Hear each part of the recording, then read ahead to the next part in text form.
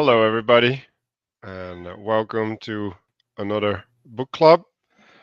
Um, Today, we'll be proceeding uh, from chapter 19, if I'm correct. Chapter 18 was a big one to deal with. Casey went, of Christopher, I guess I'll use the nice name. Christopher was, he was left out of half of the discussion, so we'll get a chance to look back at stuff from last week. But yeah, first we want to talk a little bit about our week. I had a really fascinating week. Lots of things going on. I don't know about uh, how that would connect to the book club. Not really much. Like I had a long talk with Danny about the book after we were done last week. Um, yeah, and most of it has been dealing with life. It's yeah, it's interesting because maybe I should have paid more attention, but like this swapping of axes, I'm not completely 100% on what Mark and RJ were meaning with that. So maybe someone can catch me up on that. Um, Apart from that, I do feel like what I've been reading has been fairly natural to me. Um, so yeah, Danny, do you want to talk about your intention for the week? So my intention is going to be to gain an understanding of this book. I was really struggling the first four sessions. In the last about hour or so, I just started having a ton of revelations. But part of it is I'm engaging with the book differently instead of reading through it sequentially as though it's a thread of continuous thoughts that connect to each other. I'm doing a lot more searching over concepts, and that's really helping me to see to map his concepts onto concepts that I already have. So yeah, my intention is going to be continue to be to gain an understanding of this text, and I'm kind of finding a different mode of engaging with the text now.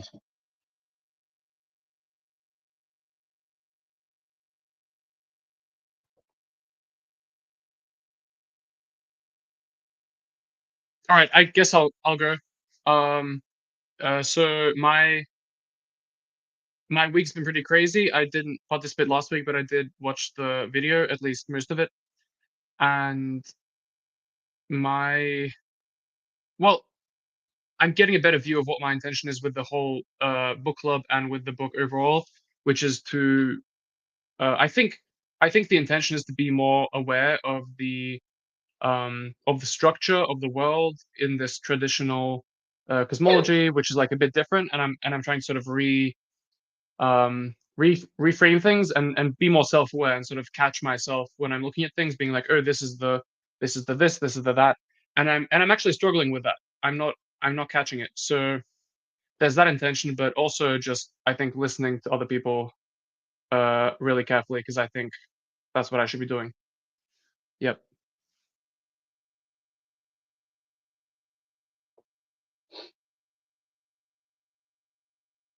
Whoever wants to go can just go.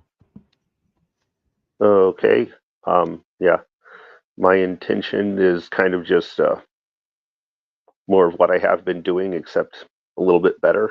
So just taking notes and seeing how I can apply this to life, except life and conversation.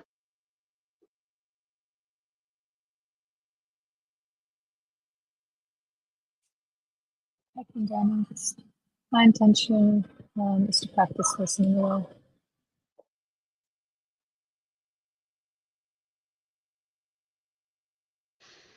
Mark?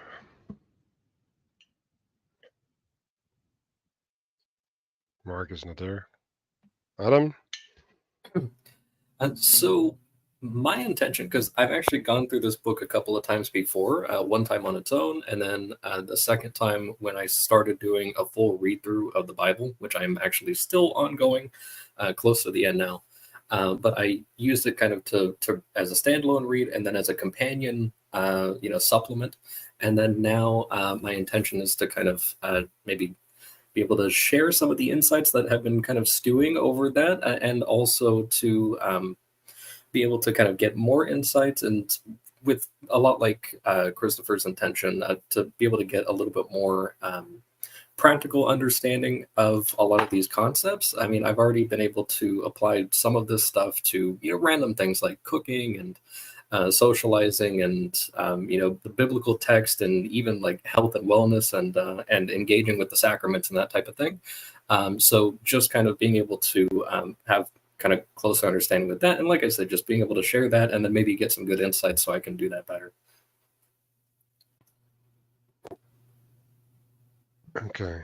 Yeah, Mark seems busy. I Yeah, can, my I mean, my okay. intention hasn't really changed, right? I'm still trying to help you guys and integrate, these different chapters, and especially this section, because this is where it gets good. So yeah, I mean, nothing terribly new there. So I'm looking forward to this particular section, though. Yeah, I forgot to say, like, I have been talking to a bunch of secular people, like on Friday, and like I was able to approach them in a different manner, and like at least show some of the value or some of the potential, and I think this book helped with that. I'm yeah, I'm just gonna focus on trying to facilitate, because I part of my talk with Danny is like, yeah, like I don't really know what I'm doing with the facilitation. Like it's a weird book, right? Like I think a lot of people struggle with, like, well, what does it even mean to read this book? What is it trying to say, and how do I participate in that? Um, so yeah, I want to invite everybody to like take 30 seconds to reflect on how to implement their intention in the coming hours. Like what would that look like? And also the people watching in the live stream, also set your intention about how to listen.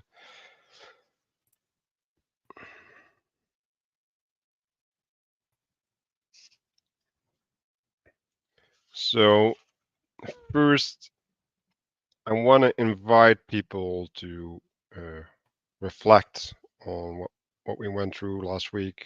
Like, did some issues come up that we still want to hash out before we go on?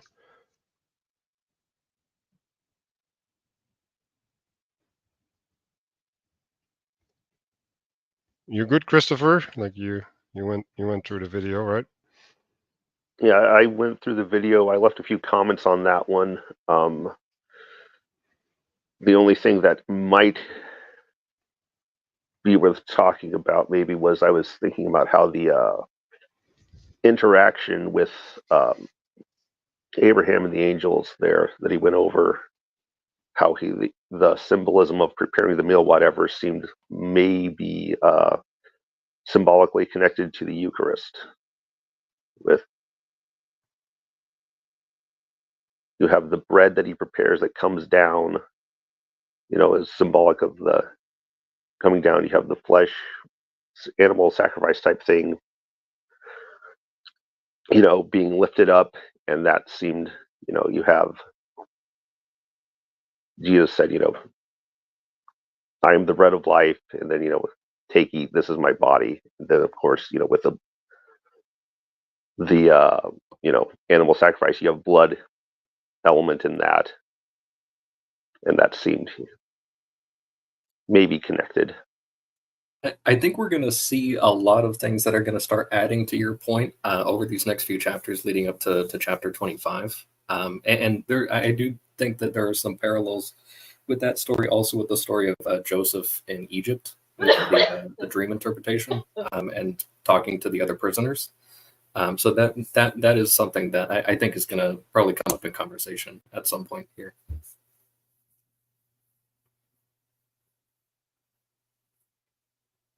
Yeah, so I don't have many notes on chapter 19. Like I did find this Canadian preemptiveness, not to offend people and forget about test tube babies. That's like, yeah. So yeah, does anybody have a lot of notes on this chapter? I don't on this one. I have a lot of notes starting at 21 because I thought that's where we were starting. But I think the materialization and refinement really starts kind of showing a few different aspects back in 19 and then kind of moving on. But I didn't make specific notes for that. My one specific note about 19 was that seems like procreation was sort of a microcosm of creation. He's using it kind of reminded me of the first 3 days of creation there, where God divides light from darkness, then water from water, then land from water, and then the trees start springing up. The plants start springing up. That seemed.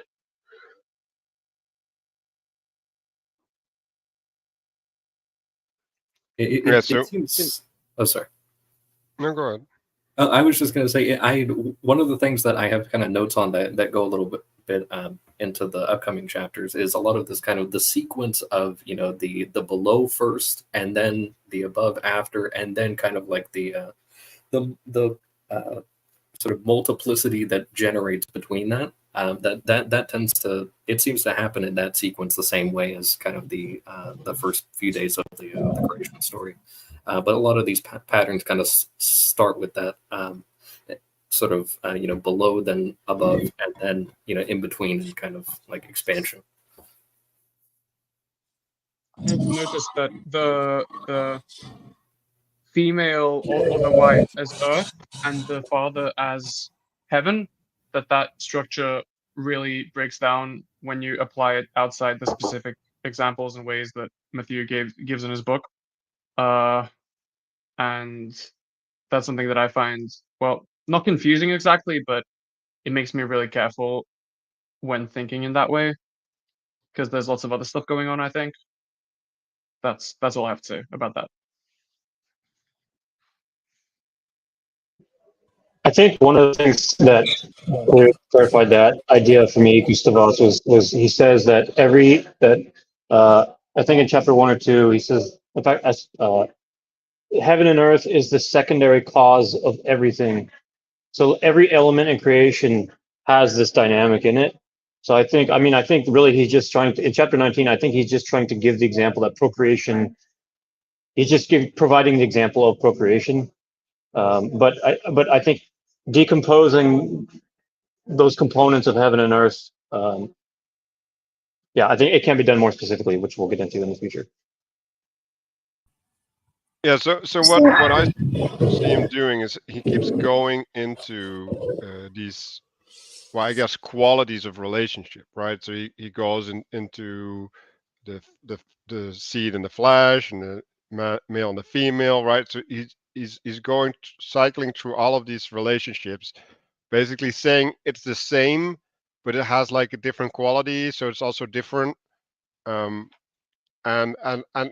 I think that's kind of what he wants to do, right? Like he wants to get you to have a sense of how these things participate in the same pattern, but also have like a somewhat different expression. And when you just cycle through all of these perspectives, you slowly start getting a feeling for it, right? And I think that feeling is really important for further on in the book. Yeah, the thing, there's a sentence, the second paragraph. In biblical cosmology, heaven and earth is a secondary cause of all manifestation. So I was searching the book around the word cause and manifestation, and I found that exercise to be useful.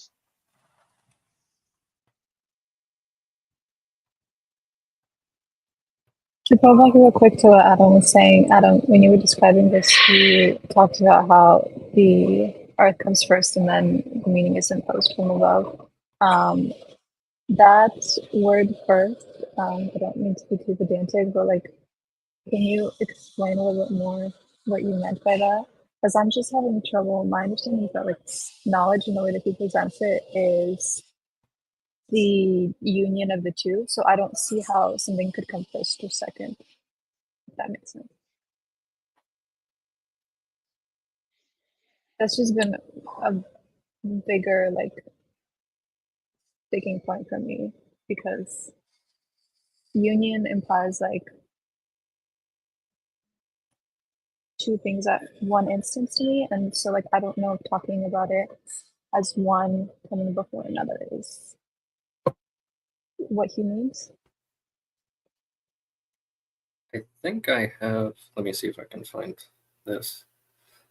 So, well, a lot of the stuff that Matthieu kind of brings up is a lot of it is kind of going based off of the kind of first creation account, where it kind of starts about, that there was that everything was dark, and that there was kind of the expanse of kind of confounding darkness, and then after that, kind of the the spirit of God hovered over it. So it's this kind of thing, like, there's that both of them, both the heaven and earth aspects, both emanate from the same source, but that he has kind of a quote here from from Proverbs, I think, which is, it's this kind of and it's something that we see a little bit in the diagrams here. It's, with wisdom the Lord founded the earth, so it's kind of like a downward kind of imposition of kind of creating that, and then with understanding he established the heavens. So it's this kind of like, it's weird, because it seems like you see the thing that's founded from above downwards, but you see that one first, and then that provides support to the thing that's kind of difficult to view. So it kind of like a you imagine, like, you can have a blueprint for a house or something, but you can't actually impose the form, or you can't inform the house until you have the materials present in order to kind of support that. Okay.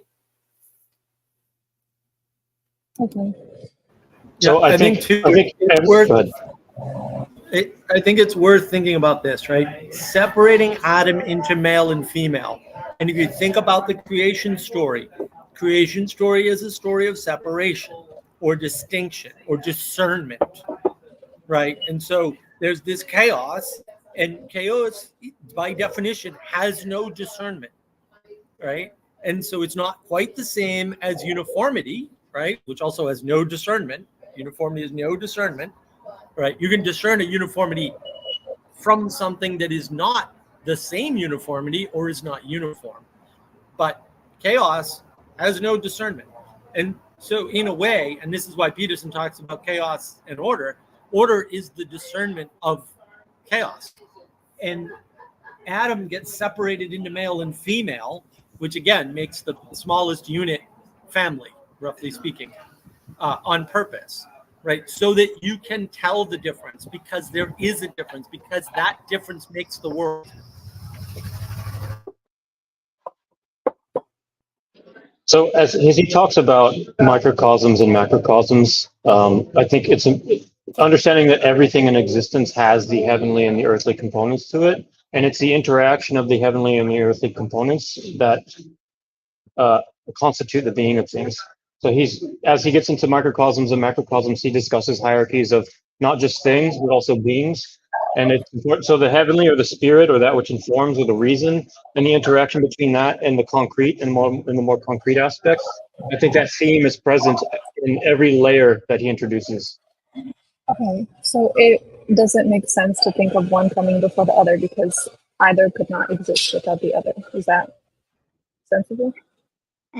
Well, I would want to add a bunch of things, right? So we have this graph here, right? And so the spatialization is basically coming from above, right? And the generalization is coming from below, right? And like I talked to Danny and I said, like, I don't like this because like I have a bunch of issues, right? But what Pageau is doing is he's talking to materialists, right? And so he's presuming the material worldview, right? So I think in the way that he's laying things out, he's laying out, okay, like we just start with the material understanding first, and then we go from a different perspective and from a different perspective, right? So he's just circumambulating these ideas, right? And then the question is, well, like, how is it? Well, then the question is, well, from what perspective, right? So, like, if I look at something, right, like, I don't necessarily see the heaven. Well, I necessarily don't see the heavenly immediately, right? Because the heavenly is something that's beyond the material, right? So the material is the first thing that I interface with uh, when I observe something, right? But that doesn't mean that the fact that I can see it isn't inherited from the heavenly, right? So if you say, what is first? Well, I would say heaven is first, right? Because if the heavenly doesn't exist, I can't recognize anything on earth, right? Like because it would be meaningless, right? So the fact that things can be organized in a way that's recognizable to me must pre-exist their order, because else they wouldn't organize in that way. But if you're taking the perspective from earth, right, and you have just a bunch of disorder, you don't know in which way it's going to order itself, right? Because that's fundamentally inaccessible to you unless you've witnessed it or you've seen it in other instances. You've seen the pattern manifest. So that's why it's important to see these two, right? And then the symbolized aspect, right, is basically, this is like more in the sense of a process, right, where both things are feeding into something, and then it evolves, right? Like because it's not static, right? And that's more if you participate in something, right? Like if you participate in something, then the heavenly reveals itself, and then the earthly conforms to it, and then the heavenly reveals itself, and the earthly conforms to it, and like, I don't know if you want to separate those two, right? Because it's not linear, right? Like it's multiple things happening at the same time at different speeds and stuff, right? So you don't want to try to figure out how that works too much, but you have to realize that there's a process like that where you can participate in it. And like, I think you'd call that like a flow state in some sense, right? Like where you're in the zone of optimal development when you're experiencing that fully, or part, at least largely. So Yeah, the if I can just add, the symbol that you can't find the high identity for, that's what Pageau talks about as the cherub or the seraph. It's this thing that you kind of know has an identity, but it presents itself as a hybrid. So it's sort of like this this challenge, this question, where like you know it's there, but you can't quite place it. And getting through that is sort of this journey or challenge, something like that. I did want to highlight one thing that I think is super important to ponder. It's on in the book. It's on page 69. It's note number 4, right? And this is under the union of the male and the female drawing. And it says this cannot be easily reconciled with the scientific explanation of, quote, how things work, end quote, at the molecular level. In this case, males and females contribute the same amount of information, DNA, while only females express it with matter. And here's the key. Hence, the male role is greatly diminished in a materialistic worldview. And that may be relevant to everything we're seeing nowadays, right? So I just wanted to highlight that because I thought it was important.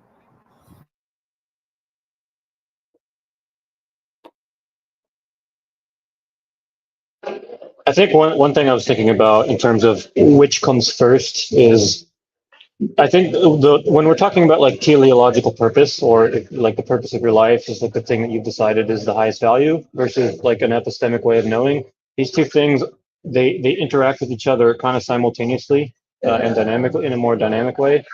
There's a theme in the Bible, for example, in Ephesians 1. It's probably one of the most common themes. Is like there's false teachers emerging from the church, and Jesus says, how do we make sure that we can expose them? It's through doctrine, but it's important that to be right in the right way. That theme comes up all the time. So it's insufficient just to be right about something. It's also important to be right in the right way. So I guess part of what I just kind of wanted to bring up is pondering, is challenging. What exactly do we mean by first? What are we after? Are we after meaning, or are we after building a model or something? Yeah, and that's still where my challenge kind of is, because the first line of Genesis is that in the beginning he created the heavens and the earth. And I'm sure that the fact that heaven is first there is significant, but I can't fully grasp this idea that like it's the heaven that's just first with the imposition into matter. I think that takes, like, if RJ was here, I think he talked about that image with the tree. I think that just takes like a position from the bottom. I can't express what I'm trying to say very well, but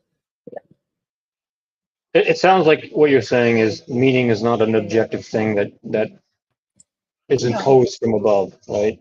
no, that's not what I'm saying.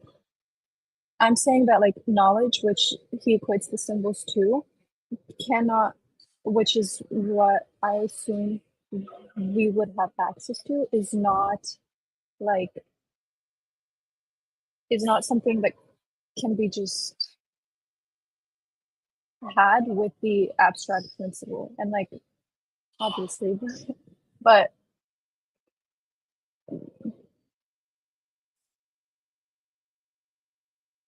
yeah, I think that like the bottom is just as important to stop, and saying that the heaven comes first is, I'm still having a little bit of challenge with that, because my understanding of the symbol is that it's the union of the two. So I don't know what saying the heaven comes first means. If I could add something, I think the definition of knowledge based on the biblical cosmology that Matthieu is using is a lot different than what we're used to with what Mark a lot of times calls like the age of gnosis. That a lot of people refer to knowledge as a certain thing, but really what they mean is information. And so in this aspect, it would be something like and wisdom and information in this cosmology are kind of they're put in a similar category of heaven, whereas understanding would be like the practical experience. So it's kind of like, if you the wisdom of swimming would be, you read a book about it or somebody tells you about it, you have the abstract principle of what swimming is, but that's not really useful if you don't actually get in a pool and try it yourself. And that would be understanding, or standing under the concept. And then the person who's able to actually do the thing materially and also be able to maybe communicate it, or at least cognize it, non-materially, then that would be actual knowledge within this cosmology, as I understand it. So I don't just the union.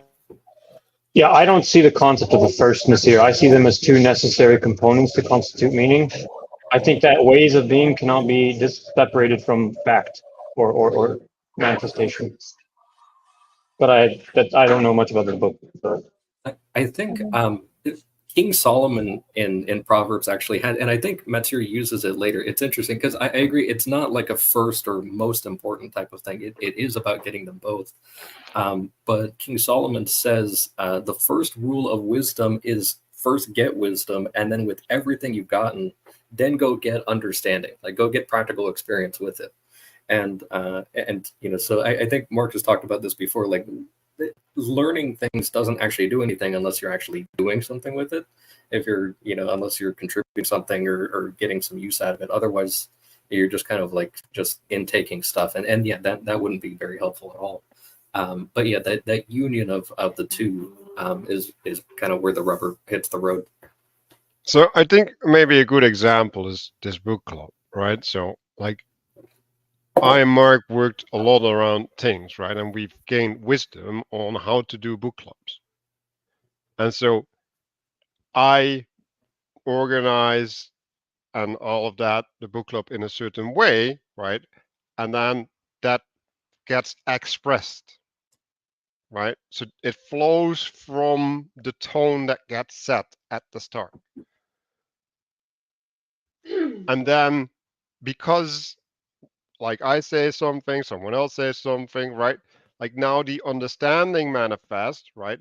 And then we get to know, right, by being in relationship, right? Like having set the intention, right? Like all of these things, they allow us to contextualize or give meaning to the thing that is manifest. And I think Gustav made a point, right? Like where it's important to realize what you're doing, right? Because in some sense, primacy doesn't make sense, right? In other ways, it does make sense.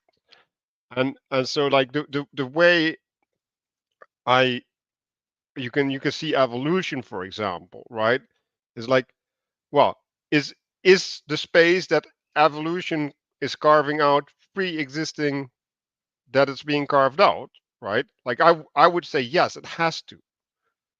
Like it has to pre-exist because else it couldn't be discovered, right? Now, is it known? No, right? Because it can only be known if the space is revealed by given a body, right? Like when there's an animal that like does something or whatever, and it either works or it doesn't, right? So only at that point we can see it, right? Like it becomes relatable to us, like it crystallizes or is given flesh.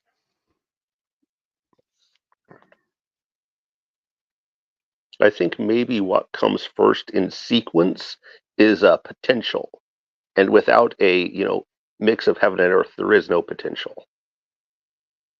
But the potential is heaven. That's the point. Okay. I think heaven and earth are both formless. I think it's important to understand that earth is also formless, right? It's like meaningless form, like uninformed body, something like that. Yeah. Uninformed matter.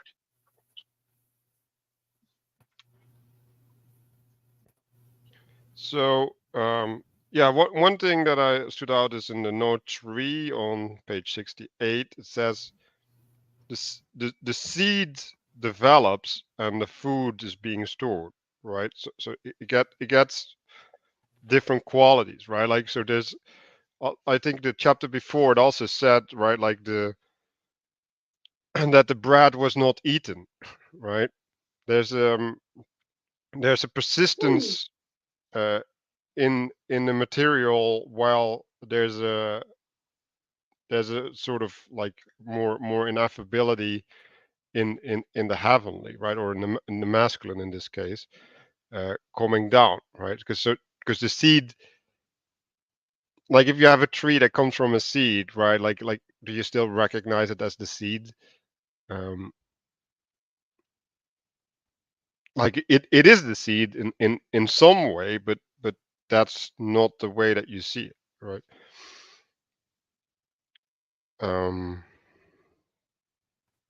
Yeah, so a good way to look at the father is that which gives the form, and the mother is that which enables, in some sense. It allows for existence. And then the seed consumes the food. That's how they get. Yeah. This is still on page 68, right? Mm-hmm. He says that the role of the female is the responsibility of refining matter into food. I don't understand like how that's done in the what he means by that being the role of earth in the image of procreation.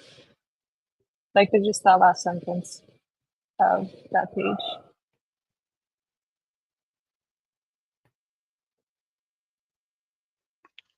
In creation, like are you In the image of procreation. in procreate? Well, like the mother is eating, right, and that feeds the child when it's in her belly Yes. and when it's on her breasts. Okay.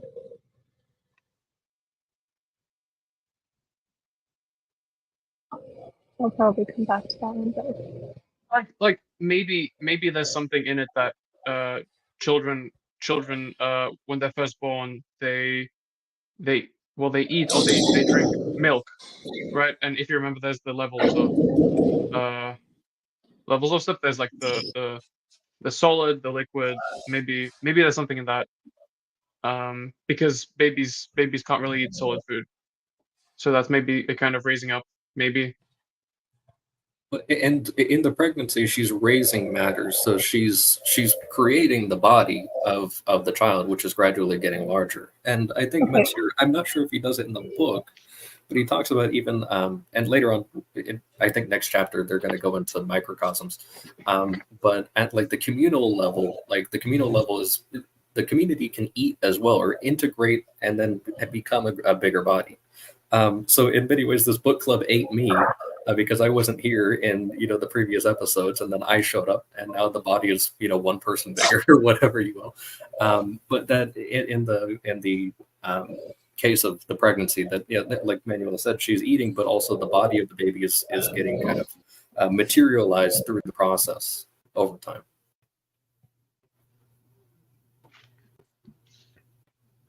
So I want to go into this for a second, right? Because we've been going around synchronicity for years with Lynn, and I think a good way, if we take the seed analogy, right?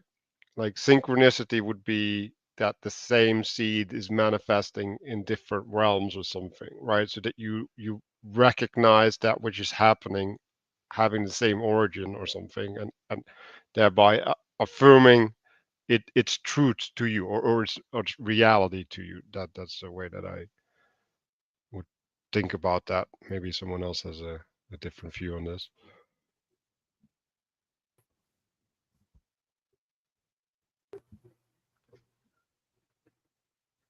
Okay. Also, Manuel, I just want to chime in on synchronicity a bit. I think when in the book he's talking about something like food gets refined, right?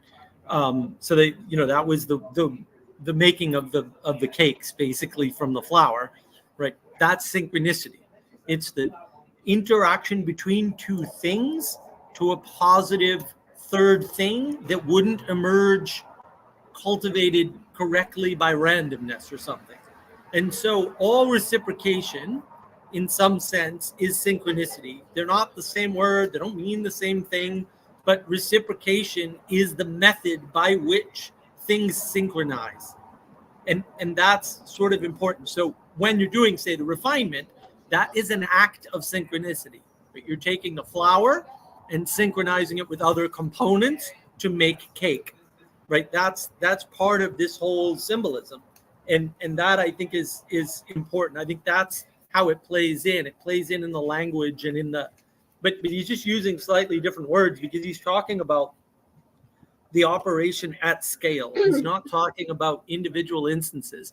So synchronicity, when we use it, it usually just refers to two things that we would otherwise think would be random, which suddenly aren't, right? Whereas in a biblical cosmology, synchronicity is all about the reciprocation or the submission to interaction with the world that produces something greater than would have been otherwise.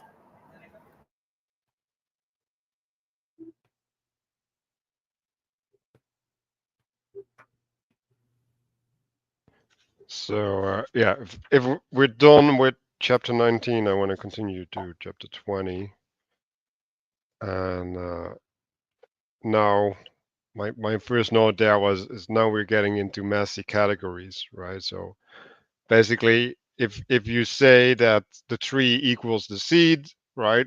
like now you have two identities that share an identity, and it's important because the the qualities of the seed are not comparable to the qualities of the tree, right? Like their functionality is completely different, right? Because the telos of a seed is to become a tree, and the telos of a tree is to make seeds effectively, and to get sunlight and nutrients and all that stuff, right? And so it's important to realize that stuff like that is going to happen when we are doing these these framings in microcosms. So there's a persistence of identity at some level, but there's also a breaking of identity. And so we start with Adam, right? And Adam then simultaneously refers to the individual and humanity at large, right? Which is like in some sense it's silly, right? Because like if it's pointing at humanity, it's obviously has a different meaning than when it's pointing at the individual, right? But there's still something that is applicable to both, and that's maybe the invitation, right? Like to get to see, okay, like what is the thing that both of these identities share, so that I can see them as the same, and then what does it require of me to see them as the same, right? Like is like for me at least, when I'm talking about seed and tree, it's like my brain is like not the same, like no, like not the same. It just keeps on doing it, and like I can't stop it. But if I try, I can still see the sameness. So if we go to the first graph there, like I'm just gonna say that I found the word multiplication a really weird word to use there, right? Like I would say it's an expansion, right, or a growth, but like multiplication doesn't really make sense to me. Did anybody want to talk about this graph? Well, I could make a couple of quick notes. Well, one about some of the terminology that Matthieu uses. I do think like some of them could probably be swapped out for slightly better ones. Like as you said, growth instead of multiplication, or instead of opposites, you could say polarity, or that type of thing. But as far as the kind of the scaling of the the singular person and then down to the community and kind of at larger levels, I think a good example of this in the Old Testament is Israel. That you have Israel the guy, and then you have Israel the tribe, and then you have Israel the nation, and that it kind of can scale up or down depending on the population size. So like Israel gets kind of decimated at certain points throughout history, and then kind of re-expands. And so you can kind of see that there is a unifying identity between all of them, and also kind of the fatherhood of Israel the guy, formerly known as Jacob. But I think that's an example that was useful for me when I was trying to understand this. I think also it's important to understand what multiplication is, because we tend to think of multiplication as a linear sort of a progression, but actually it's not. So past a certain point, when you multiply the individual, right? In other words, you have a bunch of individuals, you get a new fractal layer of reality called community. And the community is not made up of merely spirit and matter. It's made up of individuals, which are also made up of spirit and matter. But then a new spirit emerges, and that spirit corresponds to the group or the community at that point. And the new matter becomes the community, even though that's not, quote, a material thing. But that's why it's a very technical term in some way, multiplication. And I think he's using it in a mathematical way to express the idea that the fractal complexity sort of emerges and then forms a new layer. Yeah, so like a little bit down, he's establishing language, head and body, right? So that's like a universal thing, right? Like you can call it a hierarchy, right? But like I think in this context, it's more important to say the head and the body, right? Because there's one thing from which things originate, and then the body is upon which that which originates works. Um,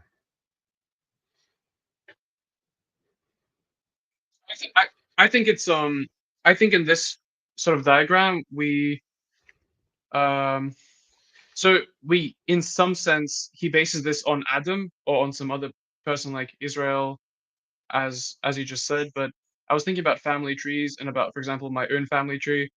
And if you ever tried to draw one or to research one, um, it's very patriarchal because you actually it only ends up being a tree if you start from a point of view where one of your ancestors was really important, and then the other ones just you sort of ignore them in a way. So this is the structure of family tree, but you have like, what is it, uh 8 great grandparents, or like 8 great grandfathers, and it ends up being a network if you try to be equitable about them all.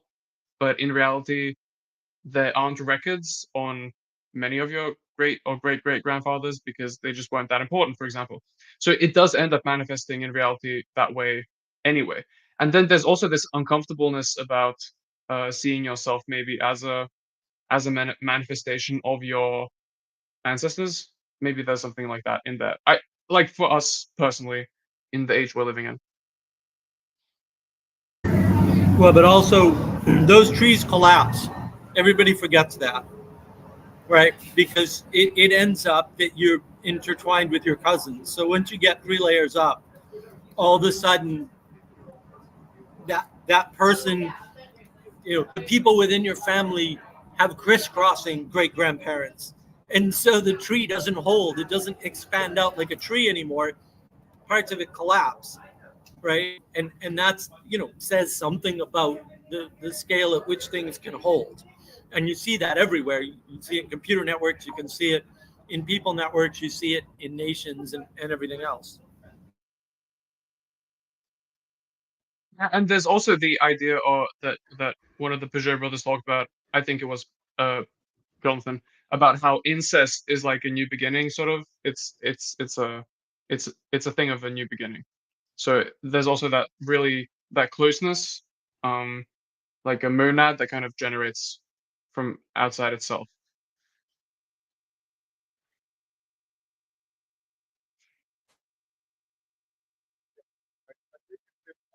realize that if we're talking about a family tree, we're talking about a spiritual father, right? Like, so Adam is a spiritual father, Israel is a spiritual father, right? And so, like, what is a spiritual father? If you are being fathered by that spirit, right, or by that seed, then you will gain a certain identity, right? And that will put you in a certain relationship with God in the Bible, right? Or with your environment, right? Like if you're from a royal family, that means that like within the neighboring countries, right, you get a certain respect, or you get an animosity because like that's inherited with you being of that family in some sense. Um, so if we go Also, a down, spiritual Manuel, spiritual father is also an ideal to some extent. So yes, that's kind of important to associate the spirit with a form of an ideal. yeah, or a standard you try to live up to. Like I was watching Asian series, and at a certain point they're like, well, we have a family law, and I'm like, wait, what? Like you had like like it was a family of a general, right? But they had an actual law about how things in the family should organize, right? Like that's something that you literally inherit, right? Like that's an institution. Like the family is an institution. It's not only something that's blood related. So if we go to this graph, right, like he's making 4 categories uh, in which you can look at things. I think if we want to think about God, right, like that's the cosmic scale, and the cosmic scale is where the identities of all these lower scales come from. And I think it's important to realize, right? So if we go back to this hierarchy of community, right? Like this hierarchy also exists within the fractality, right? And there's something on top of that fractality that gives the identity to all the lower layers of the fractal.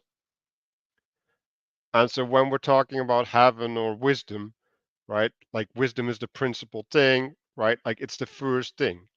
And from there, all the lower expressions of wisdom flow, right? So there's like this pure thing that's manifest on the cosmic scale, and in some sense we can't directly relate or understand that, but by seeing it on all the other scales, we can get an intimation of what it looks like, right? And then the other scales are the individual, the communal, and the intercommunal. And you can also see, if you look at the Bible, there's a progression, right? So first they start talking about individuals, right? And then they start talking about groups, and then they start talking about the people.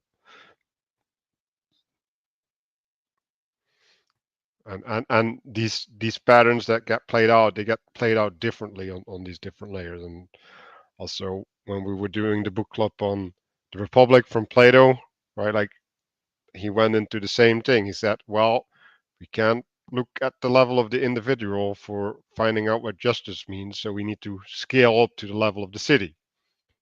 And if we're a city, if we're not like a crappy city, we also have relations to other cities, right? And like that requires a bunch of things.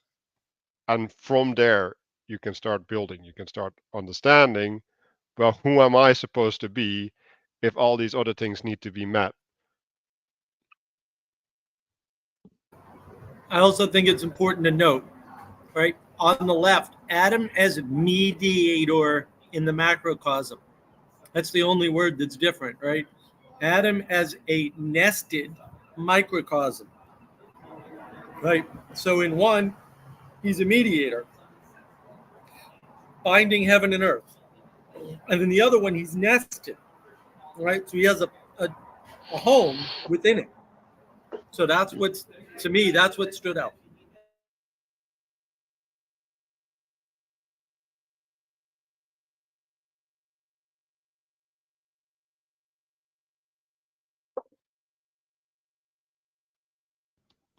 Yeah, and I think these nestedness are maybe best understood as understandings, right, of the cosmic scale.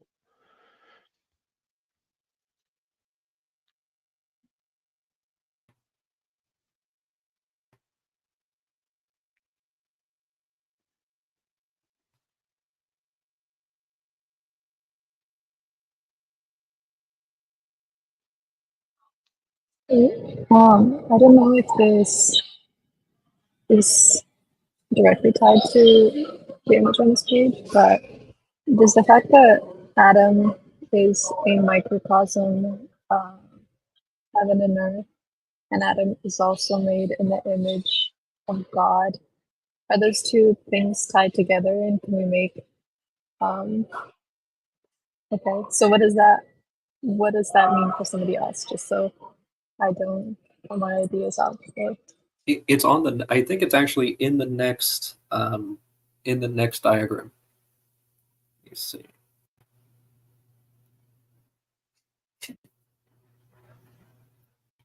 Oh yeah, it is. You're right. Yes. Right. So the macrocosm is basically the the original principle, right? Like, and the microcosm is expressions of that principle. Like a representation of it at a lower scale.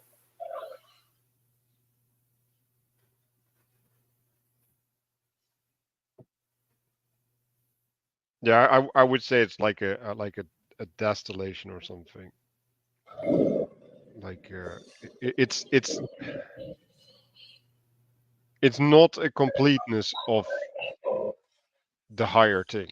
Like the higher thing contains more because it's higher, right? So if we go back to the thing, right? Like the thing on top contains this side and this side, and like atom is as a microcosm is only on one side, so it only contains this part. And like maybe we never get to see this part, right? But we also have to assume that there's this higher thing that shows us the lower thing. It's kind of like like having a bunch of mirrors kind of pointed up towards the sky. Like you look at any particular one within its frame, and you get an image of the sky on the mirror, looking at it, reflecting what's above it. But it's only bound to its capacity, in its form. And another way to think about it is like I live my life, right? And then someone writes my biography, right? And like my biography is me, or at least my story in some way, but like it's only an image of it. Like it can't be my actual story, because like there's only one way to get the actual story, and that is to be me and live my life.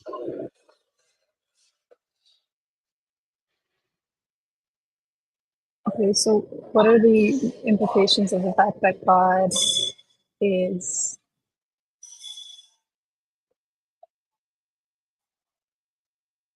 never mind.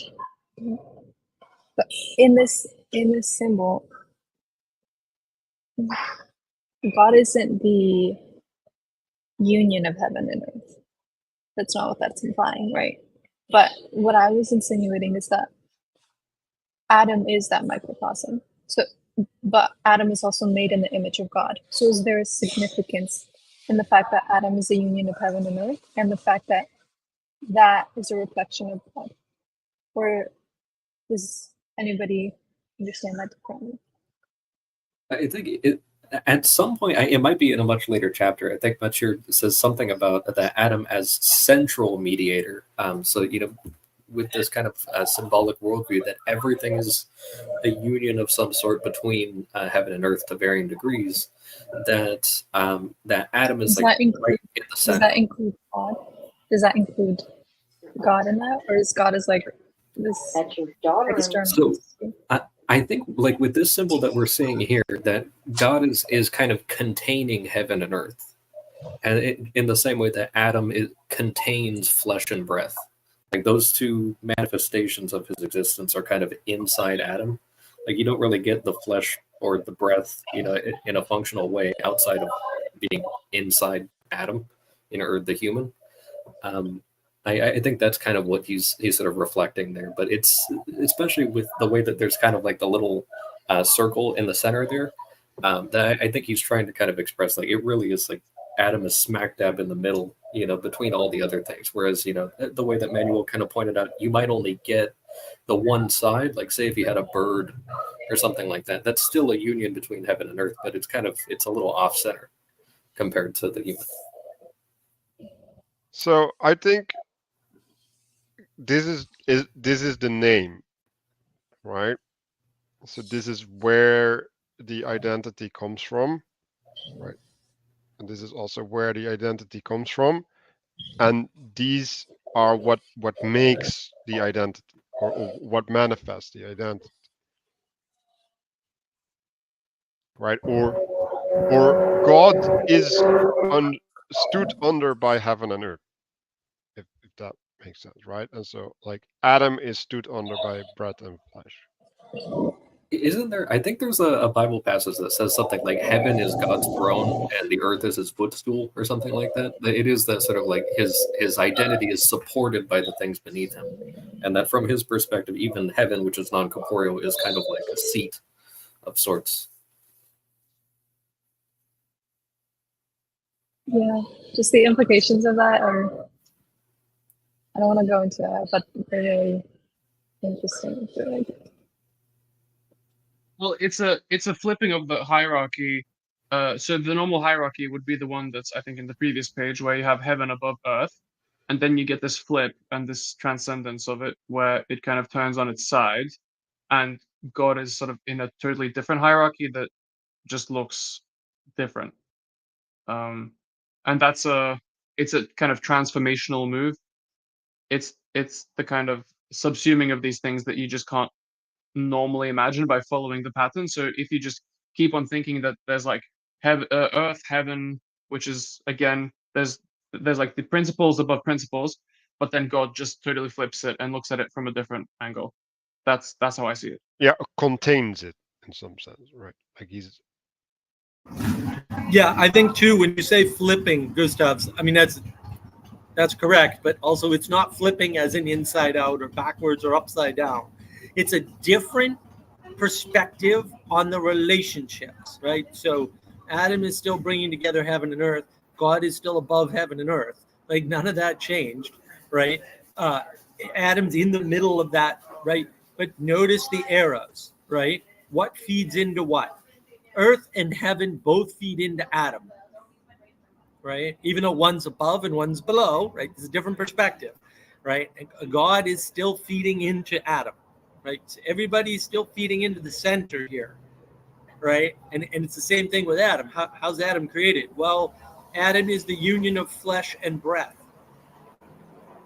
right? And so that's actually really important. It's just a different perspective on the same set of relationships.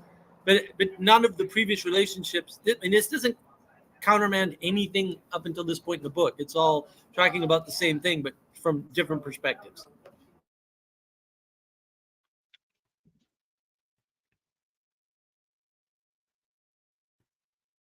Yeah, and I think maybe we should get back to these like when we're a little bit further in the book, maybe like then then they get a different meaning or different sense.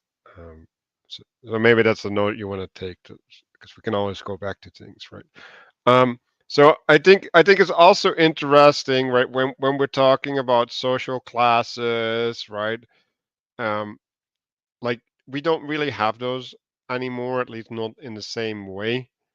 Because like like usually in the past, right, when you were a teacher, like you'd have a certain status, right? Like and it come with a certain set of relationships, a place in the community, all of that. And that's kind of gone away to a large extent. But it's important to realize that when you talk about classes, that's something that's enforced, right, and can be relied upon, right? So like uh, Peterson says that society is like what allows you to have a contract with the future, um, and so when you get a status, right, or a class, right, like then that's something you can build upon, right? Structures that you can build upon. It's like, okay, like in the Bible, like the priestly class gets established, right, and they have this what's the right word, well, they have this obligation, right, like as part of being as the priestly class, like you have to have all these cities everywhere, and that the people can come in, right, and they can take shelter, and like they help you with the relationship with God, all sorts of things, right? And because these things are there, right, like now uh, the law, the legal system, right, like can get some strain relieved, right, and therefore you can implement things in a certain way that you couldn't implement otherwise, right? And now we've we swapped that a little bit into law, right? Like we're using law to do the similar thing, right? But this is more, yeah, like grown into the identity of the person than law, right? Like it's more virtue based than law. Yeah, I just want to comment real quickly. I mean, the fact that we don't talk about classes, but they're absolutely still there in exactly the same way, is probably what causes all the Marxism nonsense, right? Because people get a very strong sense that there are classes, because there are, and they feel it, and then the only person talking about it is apparently Karl Marx, and then that's why people need to understand there are classes and you're born into them. I mean, this is also Plato's point in book 7, right? You're born into a class, and too bad, you're not getting out of it ever. So it's important to just realize that these are real phenomenological experiences that people have, irrespective of what people say or how people talk or whether or not we discuss it. Yeah, your class is in some sense how you relate to the hierarchy that you're in. And how that hierarchy relates to you. But that's absolutely correct. And so if we go back to these levels, right? So you have a communal level, and then the intercommunal level is reliant upon these classes, right? Because if these identities are not fixed and relate to each other in organized manners, right? You get chaos on this level, which is what we're having, by the way, right? So,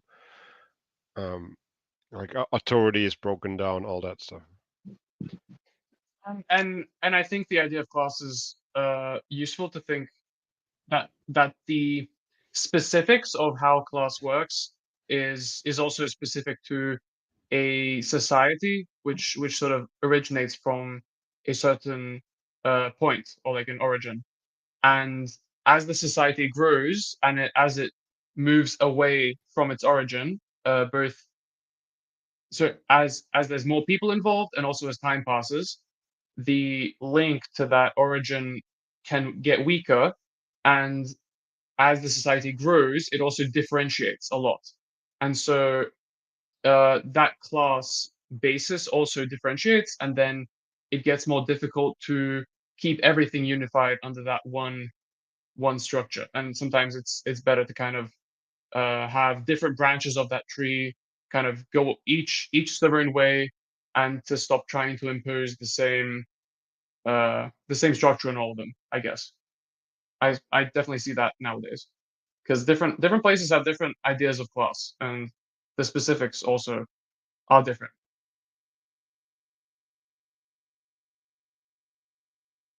Right, and so this is more of these prerequisites, right? Like in order to engage as a community, right?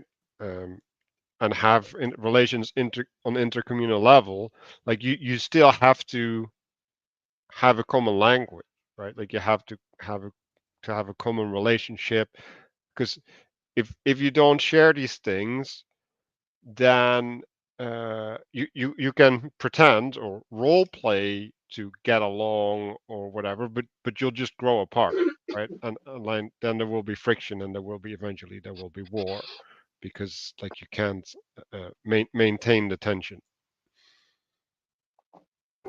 Maybe you also don't want to mix the classes. So you don't want the classes to have the same language and the same vocabulary and the same jargon. Because if you mix it too much, people just get confused. They don't know their relationship. And that's domicide. Like a lot of the domicides being caused by elevating people into positions they can't handle, right?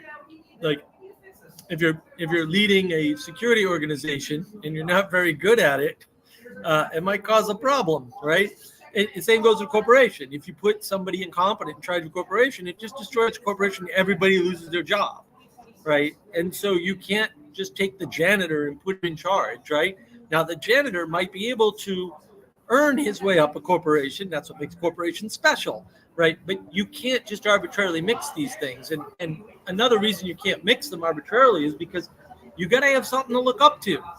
And if the posh accent and the posh clothing is not your clothing, that's good because it gives you something to strive for. But if you have access to the same posh language and posh clothing, but you're not wealthy, then you can't embody that lifestyle anyway. But also, you have nothing to strive for anymore. So it's very important that the quote sharing is not a mixing, right? Because sharing can be an elevation of something, right, or a condescension of something, and there's nothing wrong with that. But you still have to know your place in the relationship.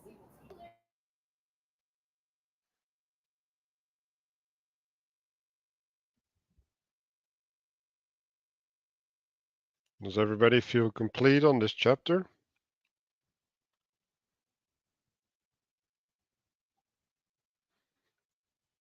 So the next chapter is what RJ is thinking was really important.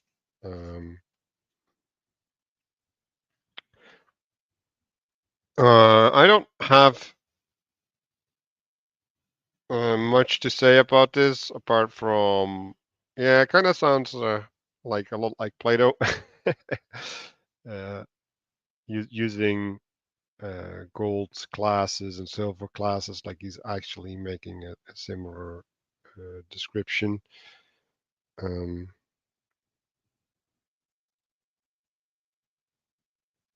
Yeah, does someone want to say anything about this? I mean, I think at the end, right? Yeah, the last paragraph here in this chapter, he talks about the different scales and how you can do the interpretation at two different scales, right? So it could be interpreted at the communal scale in social classes, right? And then it's authority and power, right? Just priests, nobles, merchants, and laborers. And so like he gives you that exemplification of how the fractal pattern unfolds. And now you can just apply this pattern. It's the same pattern. It's the same dream. You can apply the pattern at the scale of the king personally, or you can apply it at the communal scale. And these are the results you get. And so this is more training in essence to relate symbolism, which should be connecting things for you in a many-to-many relationship with different scales of reality at the same time. Yeah, so go ahead. I was just going to say that I've definitely found this particular image quite useful, especially for that. I know a little bit later in these next few chapters, Matthieu will kind of start talking about Moses and his need to kind of decentralize his authority.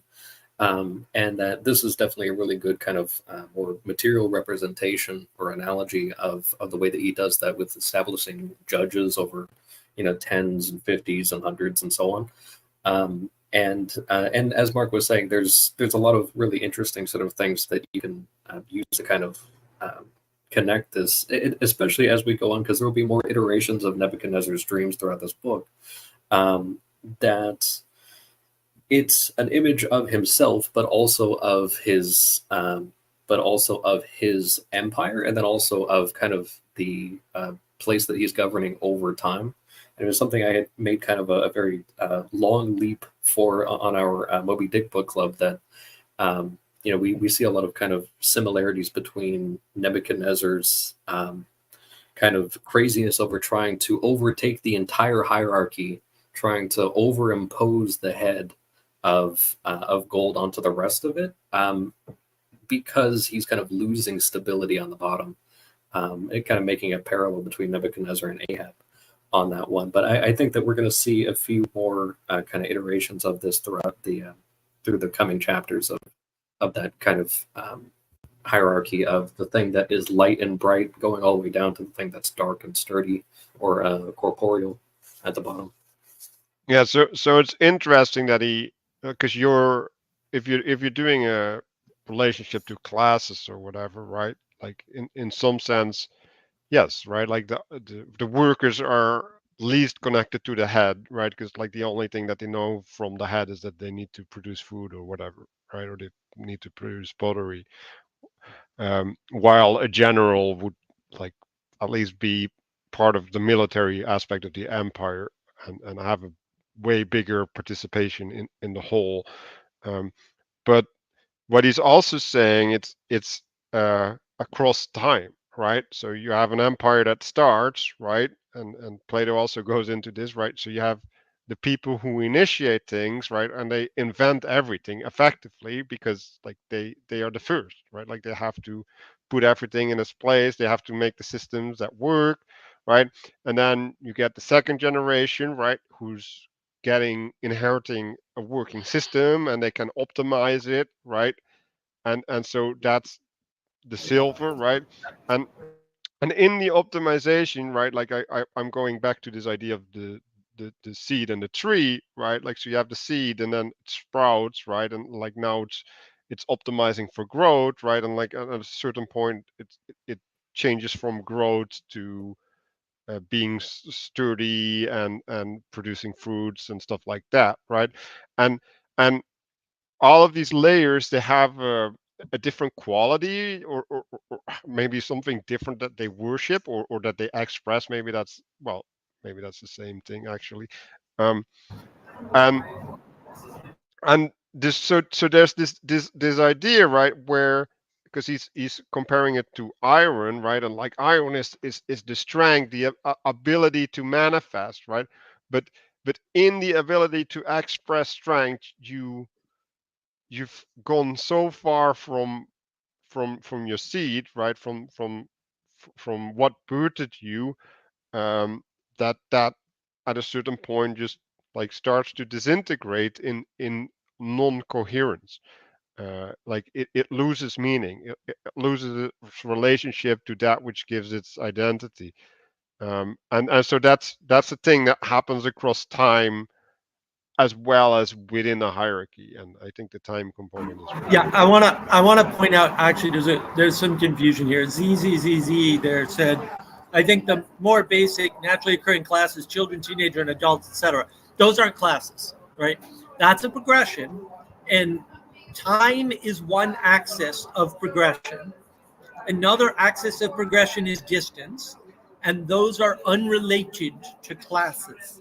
And I think this is actually why classes are really important, right? Because you can't, you will, everybody goes from child to teenager to adult, but not everybody goes from low class to high class. Like that doesn't happen. And in Plato's world, it can't happen, like explicitly. That's, I know everybody tells you the cave says otherwise. Plato's cave says you can't leave. You're trapped doing what you're doing, whether you're tied to the wall of the cave looking at the pictures, or you're the person projecting the pictures, or you're somebody managing the people projecting the pictures, or you're outside entirely, right? Those are all implied in the parable of the cave, or the allegory of the cave.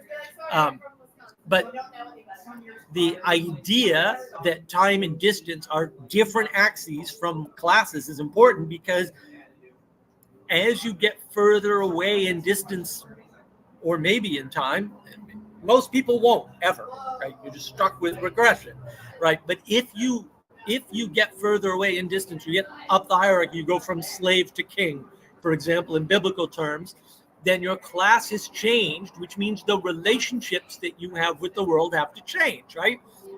And the king can't be bothered. It won't have enough time, right? Ironically, won't have enough time to go among the people and learn of all the people, right? The king can't do that, because there's things that have to be tended to at his class, at his station, his stature, at the top, at the head. And he has to delegate these other items down below. And yeah, the further you get in delegation, the poorer things can get. Not, they don't have to, but they can in some ways, right? And the more likely that is to happen, for sure, because you're, quote, further away. Also not optional, right? And that's why the class system is not optional, and it's independent of time, and it's independent of progression, and it's independent of distance. And that's the thing that allows it to be that way, is classes. When the classes are paying attention to the things they're best at paying attention to. This is also in Plato's Republic, right? When they do that, the society functions as well as it can. Not as well as anybody likes. I get that. But we don't live in a perfect world. So, and we're not perfect people. So we're going to deal with that.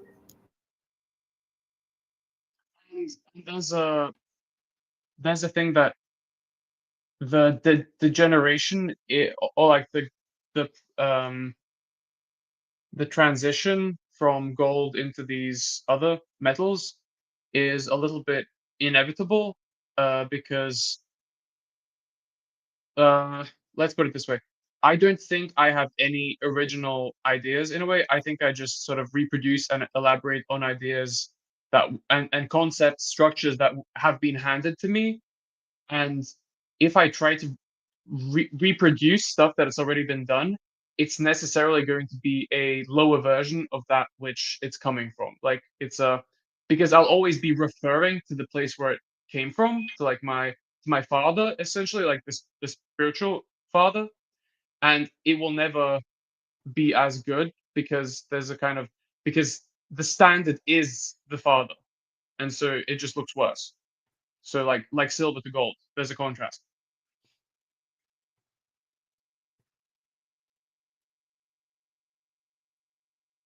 Yeah, I got a request to put on this Heaven, Earth, and Union thing by RJ. I'm not completely understanding what he's meaning by it, but I guess when we're talking about classes, right?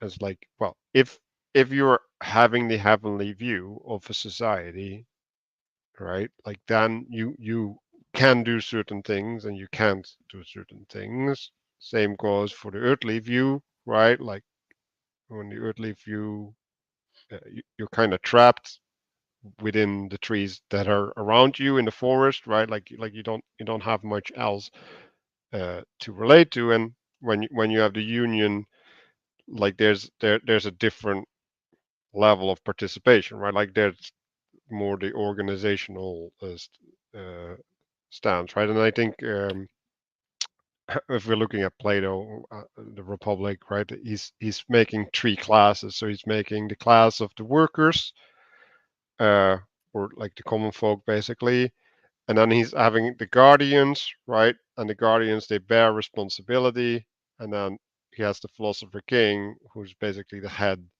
and is supposed to lay out the structure in which things manifest, right? And then you can see, yeah. Well, I don't. Maybe we'll get into that actually in the next chapter because that's kind of similar. There was something I wanted to share here because on this page that you just moved to, he mentions, and I think we touched on it briefly about the social classes kind of starting in a similar order to the gold, descending down to the clay and iron of the priests, the nobles, the merchants, and the laborers. And I very poorly drew on this whiteboard here that in some of the diagrams they're Hold going on to a second. I'll be oh, you then know I need to learn how to do this properly. that's what. So in the coming is this is probably flipped, isn't it? My No, text is it's probably fine. It's fine. okay. So one of the things that we might wind up seeing here, or that we will wind up seeing in some of these upcoming diagrams, is that the descending hierarchy will sometimes also be presented as kind of the nested microcosms in circles. And you might imagine kind of like a cone or like a conical tree or something like that, with kind of the descending echelons there. So you would have, the priests at the top, and then you would have the nobles, the merchants, and then the laborers. And then this kind of nested microcosm that I poorly drew here is a representation of when the Israelites are in exile in the desert, the way that they arrange their tents from where Moses and Aaron and everybody are kind of living, the Levites and the priests are all in the very center circle. And then you have kind of the military, the nobles and kings, and then you have the merchants, and then you have the kind of labor commoner class. And then they also had foreigners that were outside the camp that were also traveling with them, but they kind of stayed on the periphery of that. But I just wanted to kind of demonstrate that that some of these might be coming from a top-down orientation or a side view as we start going a little bit further with these upcoming diagrams in the newer chapters. But that's all I got.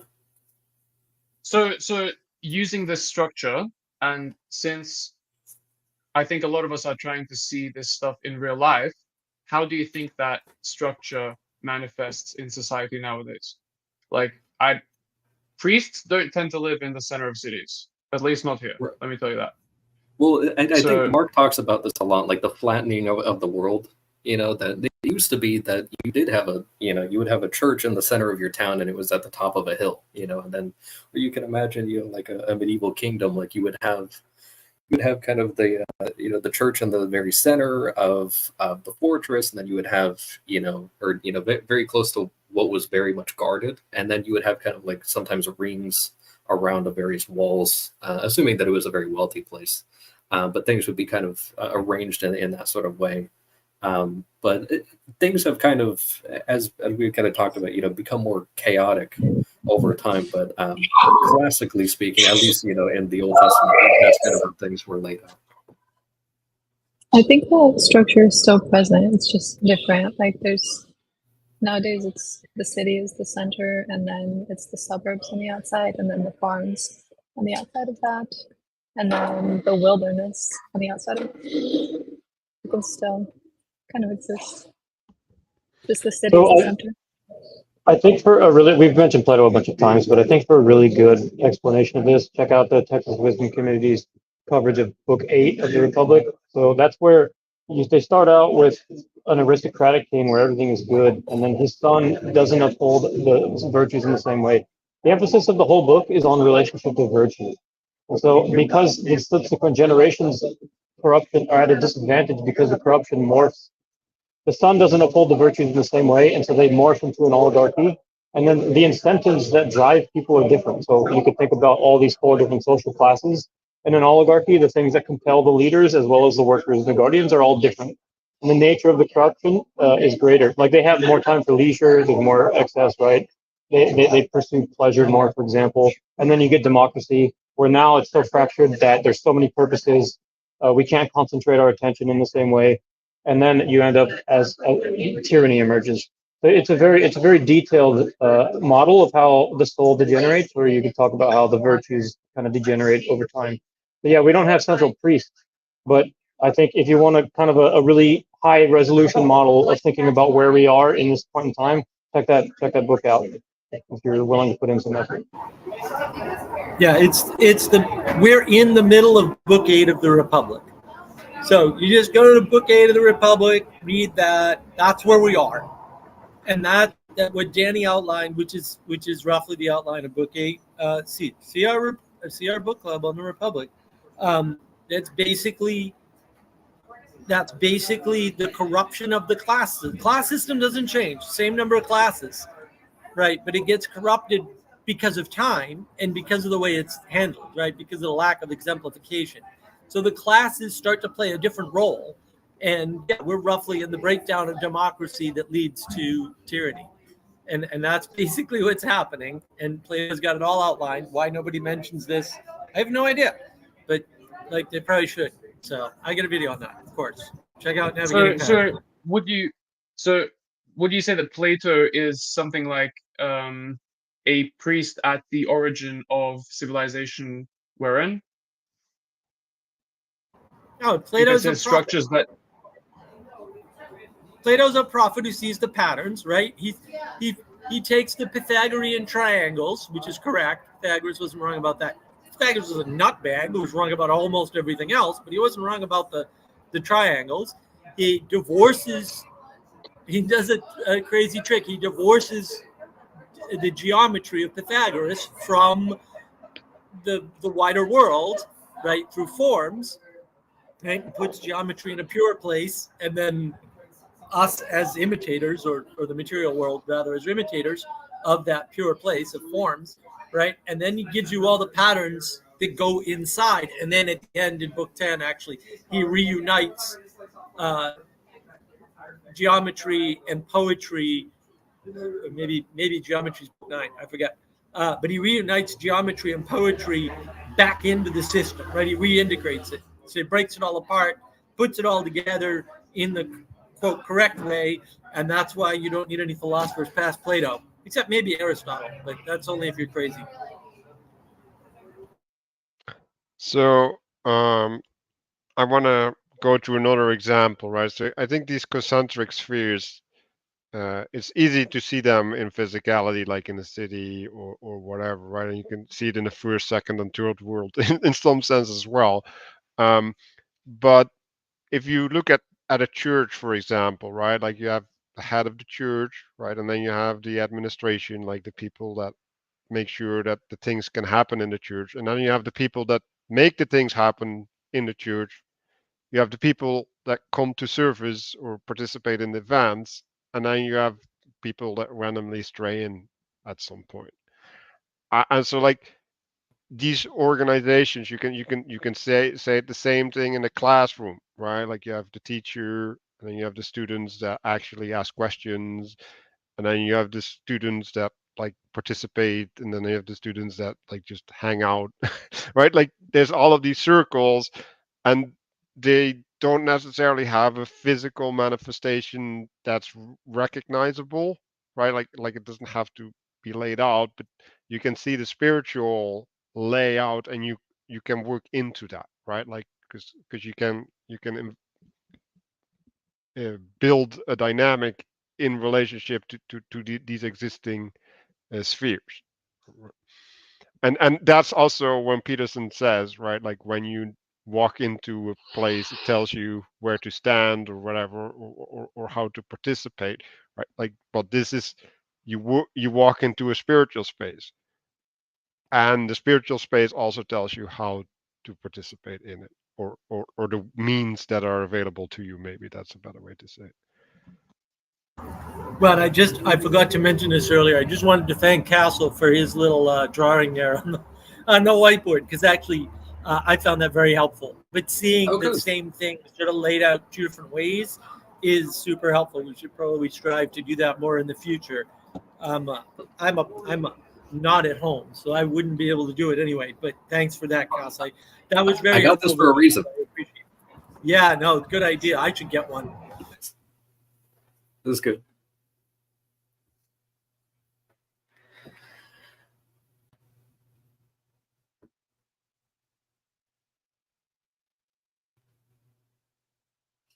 So I guess we feel complete on this one. And then we can go to chapter 22. Oh wait, I need to thing. There we go. The rising of a nation from Earth, right? So now we're getting, in some sense, we're getting the microcosm of the creation story of blowing the spirit into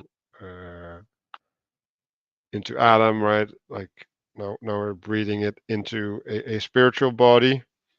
I think the spiritual bodies, right? Like just like I said earlier about this recognition of the thing, right? Like that's where the value of the sounds making is, at least the way that I see it in society, right? Like I see that we have a severe lack of understanding of what a spiritual body is, and how to participate with it, and how to create these things properly. And so I think that if we get a better sense of what these things are, and the ways that we can relate to them, we'll just end up having a better world. And I think that also should be practiced within the church. And like I don't know how many churches actually intentionally focus on that aspect.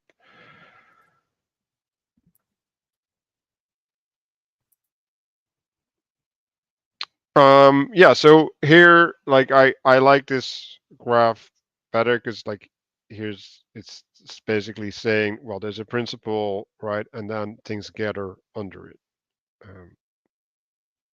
So like you can say differently, right? You have a leader, right, and then people start following.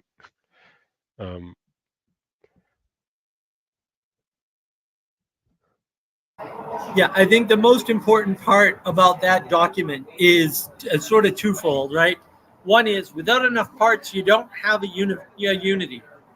And the other one is without the right relationships, right? Not arbitrary relationships. That's emergence is good. That's not correct.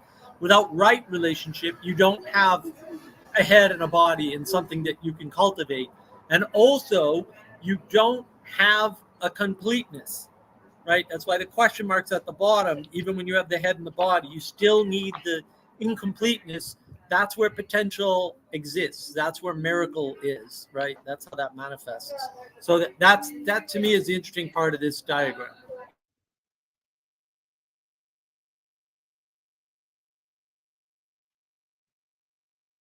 Yeah, and I think if we take the physical analogy of a body, right?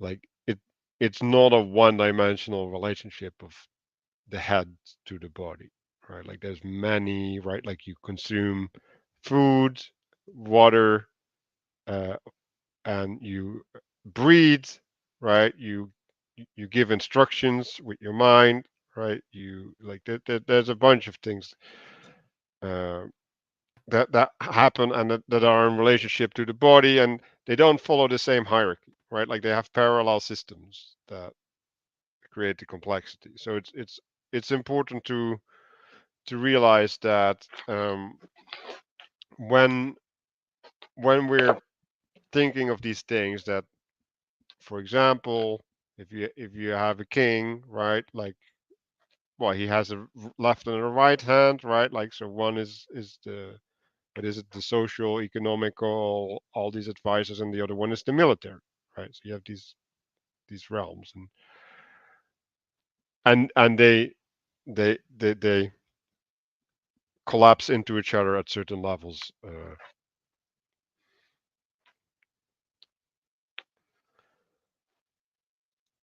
I wanted to make a point about what we were talking about earlier. We kind of discussed a little bit, just kind of the role that that the female usually has during pregnancy, of the kind of raising matter and everything. I think this, especially as a sort of microcosm of the creation of Adam, this set of three diagrams, I think, is a good representation of what I was thinking.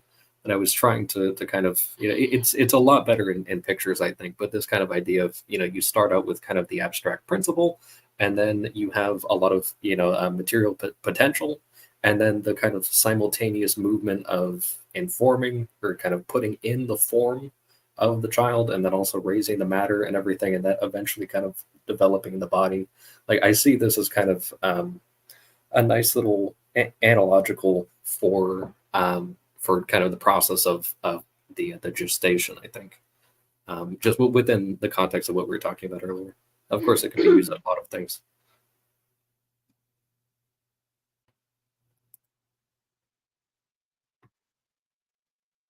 Yeah, so they start going into this story about Moses, and thing that stood out to me is that it's Moses is calling for a rebirth. Well, God is calling for a rebirth through Moses, right?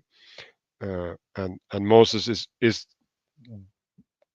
the means, the emanation, that is granting this new identity, right? Like he's forming the head. And so then we go here, and then so you have the divine identity coming down, and then Moses is basically asking for justification, and God says, "Yeah, screw you. This is just how things work, basically." Right? Like there's no justification. What is the justification? Um, then we get another graph here. So maybe someone has something to say.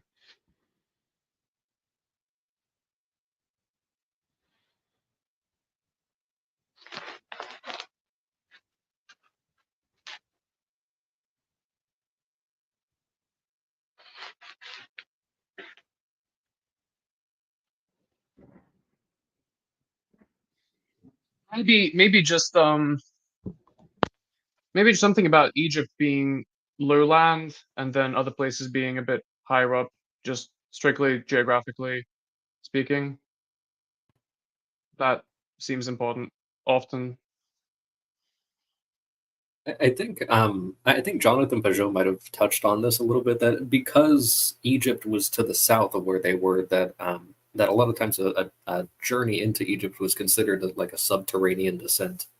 A lot of times, that it's kind of like a descent into darkness, or also kind of a descent into like secularism, because they had the whole, they had the whole polytheism thing going on.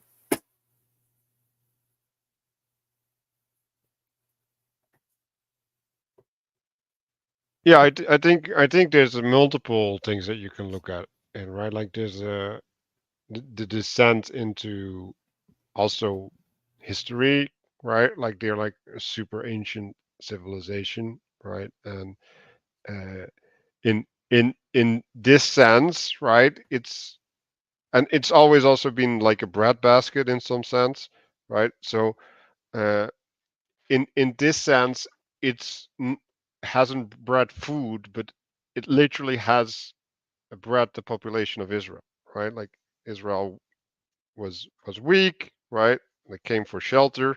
It hid under the wings of the tyranny of the Pharaoh, and now it has grown to size, right? And apparently also authority, right? Because like Moses gets to do the crazy things with the stick and with the staves, right? And then with the disasters, and then it, it he separates it from the authority of the pharaoh, right? And establishes a new authority, or better yet, it reestablishes an old one, right? Like it reestablishes the old identity, right? That's why I use the word rebirth, not a birth.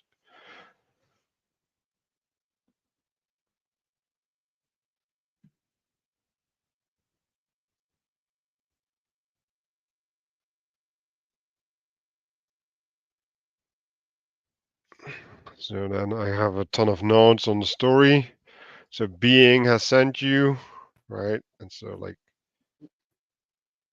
basically God's identity is in a name, right? And like this name is the principle, right? The origin from which all the organization uh, follows, right? Like so that's how you can organize correctly. Um, and then the idea that you've established an authority, right, which is being, now allows you to respond, right? Like now uh, a dialogue or a exploration, right? An unveiling can happen, right? Because if you don't establish this, right, if you don't attend to God, then how are you going to see, right? Like how are you going to create, right? Like the only way to do that is to play the game, right? Like to be committed, to be devoted.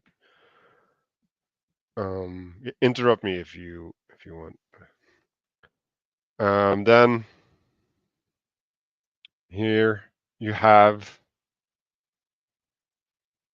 a call, a climbing up, right? Like they're going to the promised land. They're climbing from the underworld uh, to a higher place, right? The wilderness of Sinai, right? Like and the mountain, right? Like so they're coming at the place where heaven comes down. Um, and then we're engaging in a process of making holy, salvation, um,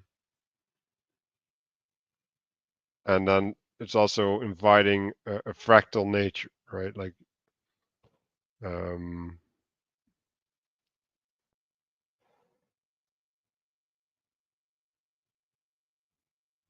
and then basically what God did to Moses. Now Moses has to do to the elders, right? And then the elders have to do it to the people, right? So there's an alignment of will. There's a fractal cascading in the hierarchy. And in some sense, I think there's also a translation happening on each of these stages, right? Like the message is gonna not Yeah, be but really, identical. Manuel, this is the implementation of the patterns we saw in the previous few chapters. And that's what's really important. Is here's an instantiation or an implementation of the principles laid out in the previous chapters with respect to fractality and relationship. So there's relationship, there's fractality. These are fractal relationships based on those diagrams. So if you use the text and map it directly onto the diagram as an implementation or instantiation of that diagram at that layer, that fractal layer of reality, that's the easiest way to understand what's going on here. And you're right, there's also, when you implement, translation becomes an issue, right? All these things pop up.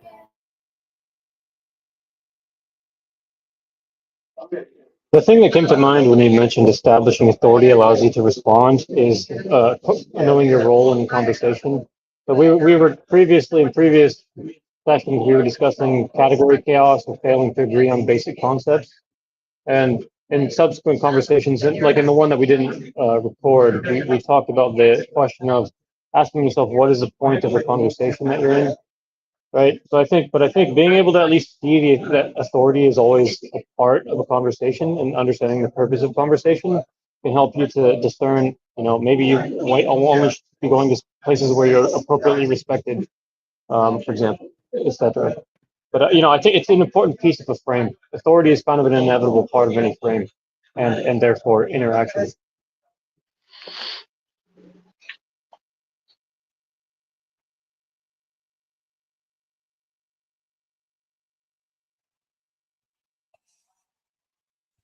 I think there's also an aspect in here where in order to uphold or to keep the system of laws in a society stable, you have to deliberately cut off parts of society that don't conform to those laws. So like if somebody breaks the law, that's them not adhering to the spiritual principle that governs that society, and so you just have to kill that part of it so it doesn't break.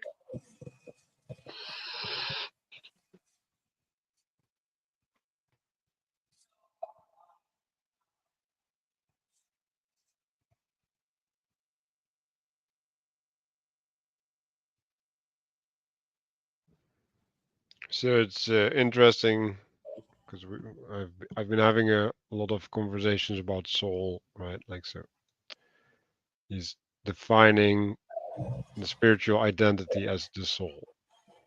And yeah, like that connects to me to ensouling, right? Yeah. So in the last diagram, right, like law informs, right? But well, like we've seen the issues that following the law has, right? And like Christ has actually a bunch of issues with the law, right? Because in some sense we have this problem of translation, right? And if you inform through the law, right, you get a flattening happening. It gets yeah, in some sense it gets transformed also because it needs to be in some sense specialized into the specific situation, right? But also just because like not everybody can hold what the hat can hold, right? Because they have a different function, right? So I don't really like the word law right? I would use the word instruction, right? But yeah, you also have my word is law, right? So like that's basically these things are really close together. And on the other side of the graph, I wrote down the word adherence, right? So if you say, well, like the body has a spirit, right, which is in some sense um, upholding the law through basically being in harmony or something, right? Like it's and then that body gains integrity through adherence, right? Through being in the right place and fulfilling the right role. And I think also it's helpful to look at law as the ideal state, not necessarily the state that you can implement, right, or embody. And then the law is informed by the expression, and the expression is supposed to be informed by the law at the same time, right? It's a reciprocal relationship. So most laws in most spaces, whether they be countries or states or cities or whatever, are implementations from below, right? They notice a pattern, they instantiate an ideal form of that pattern, right? A great example is the stock market in the early days in the United States. Uh, Before people really caught on, a lot of people were printing their own stock certificates, as in people that didn't work for or have investments in the company. They were cashing their stock certificates in for dollars. Until people caught on, and then they had to set up some laws that said you can't print your own. The company prints the stock certificates, and then they're registered, so a third party has control of them, so that random people can't print stock certificates and then pretend they own part of a company, right? And so the law informed the expression of the deed towards the ideal, so that it wasn't corrupted.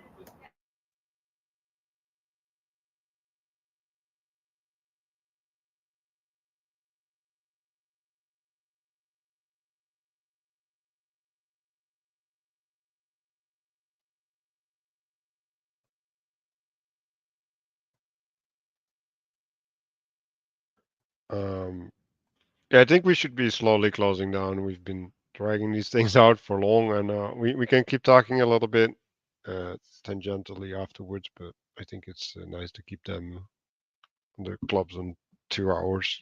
Uh, so yeah, is there some something that people still have in the back of their minds that they want to bring up?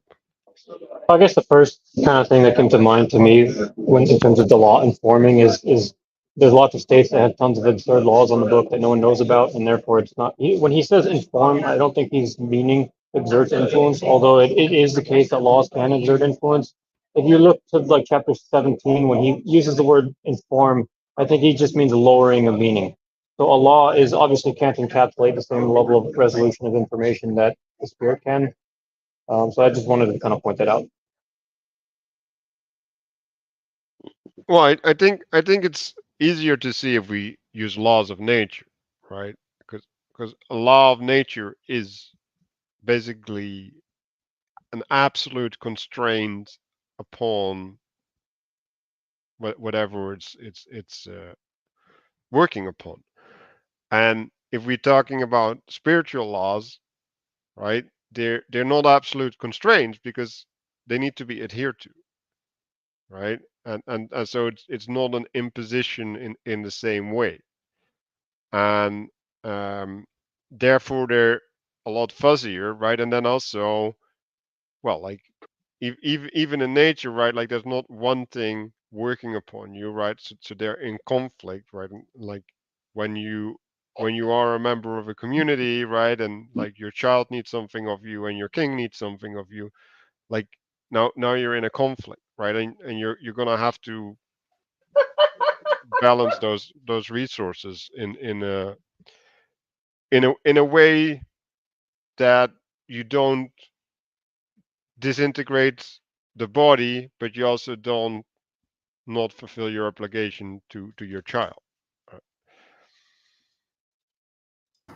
We use law in three ways, right? There's law of man, law of nature, and law of God. And we're confused about that for sure. And that's where in you know, the problem with informing is forming, and there's conforming and informing. And people get confused with that too, right? Like that you have to understand those as relationships, and they're not things that are imposed upon you necessarily, although you might say natural law is imposed upon you, but they're different relationships to the concept of law.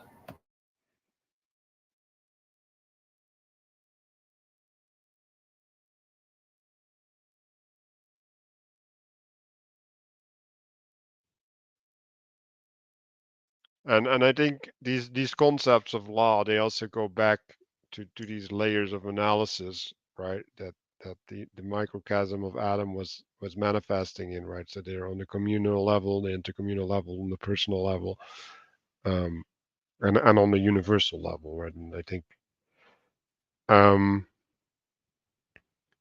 yeah, it's important to, I guess, see all these elements and that they have their own claim upon you as a person, and that you have to bring them together.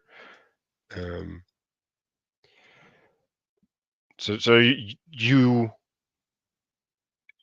inherit an identity within all of these chasms, these microchasms.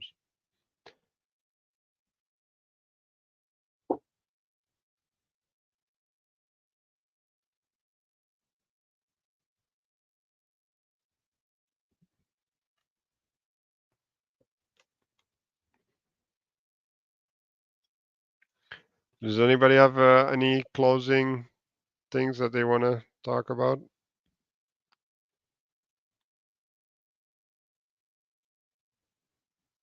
I guess I just wanted to say, I didn't expect us to spend as much time on these chapters, and I'm both, excited about that, but also, a little bit, I don't want to say disappointed, but looking forward to next week very much, because I have a lot of notes for the upcoming chapters, and I think that there's a lot of groundwork that was laid in these chapters. Of kind of establishing certain stacking concepts that we're going to see a bit of an explosion here in the next several chapters of implications that start to pop up, both with biblical stories, and I'm sure there's lots of present day examples that'll be able to pop up, but just a lot of stuff I'm really looking forward to talking about. That the concepts are here, but they're not fully fleshed out, but I know that they will be by at least chapter 24, 25. So really looking forward to it. Yeah, I just want to boost that. This is sort of like symbolism, once it grows exponentially, right? So once you hit sort of the core symbols, or some minimum number of symbols, the amount of connections you can make goes up considerably. And then when you start to add on layers, you can just keep adding on layers without increasing the number of symbols, right? Because symbols are these multi to multi relationships, these multi-connected ways of relating things. And so, yeah, I mean, it's going to get better. We're building up to something, and that was well said, Castle. So I'm glad you pointed that out, because I also reread this and I was like, oh yeah, this is the point where things get really interesting right after this. Yeah, and I wanted to also mention something that you mentioned before about multiplication not being linear, and that pretty much exactly what you just said. But also a little bit before, you made the point about the singular person level, and then you have the communal, intercommunal, and then the cosmic. That as you start to kind of multiply out, then once you reach that next layer, then you get like a whole new realm to kind of operate in. And so yeah, just to kind of the point that you're making now, I think is an echo of what was discussed about an hour ago. Yeah, and I like this mentioning of the realm. I think if we want to set an intention for the coming week, I think these extra realms that appear, right, from from the cooperation, and how we're embedded in them and how we have a relationship to them. I think that should be part of our intention. I think we should read up to chapter 28. I think that would be enough so that we don't run out of content next week. Yeah, I want to invite everybody to reflect on their intention. We'll be back same time next week, I think, if Mark can organize this, because I'm probably not going to be available due to a bachelor party. Yeah, thank you everybody for watching. I'll end the stream and we can talk more afterwards.